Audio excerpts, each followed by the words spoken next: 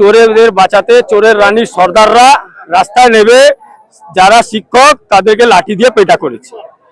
আসলে ব্যাপার হচ্ছে কি জানেন তো, বলতে আমার দ্বিধা নেই। আজকে যিনি চোরেদের সর্দার তার বাড়িতে মনে হয় কোনো বাচ্চা কাচ্চা নেই, তার জন্য তার ভবিষ্যতে চিন্তা তার কাছে নেই।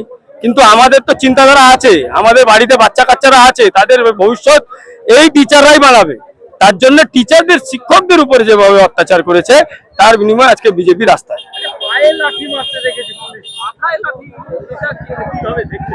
ব্যাপার হচ্ছে বলতে খুব লজ্জা লাগছে, কিন্তু গলায় আটকাতে পারছি না। এই যে পুলিশ যে হাত দিয়ে পেতে টাকা নেয়, সে হাত দিয়ে কিন্তু ডাক্তারকে দেয়। আর এই যে পুলিশ যেভাবে টিচারদের লাঠি দিয়ে পেটা করেছে, এর উত্তর এদেরই ছেলেমেয়েরা বড় হয়ে এদের পরিবারকে দেবে। তার কথা বলার কোনো মাইনে আছে? জেল দিয়ে বেরোলো না, নিজের লোকজন বলছে এডুকেটেড না আনএডুকেটেড, প্রেস চালাতেন, এখন বর্তমান বার্তা দিচ্ছেন, কিন্তু বার্তা জিরো হবে, চিন্তা করবেন না। কুণাল ঘোষ কোন দিকে থাকবেন সেটা চিন্তা করার বিষয়। এই সরকারে কাকে দায়ী করবেন, কাকে ছাড়বেন? চাল চোর, কয়লা চোর, শিক্ষা চোর, ব্যাংক চোর, ফ্রড চোর, সব করে চোর এরাই। বাদ কোথায় দিয়েছে?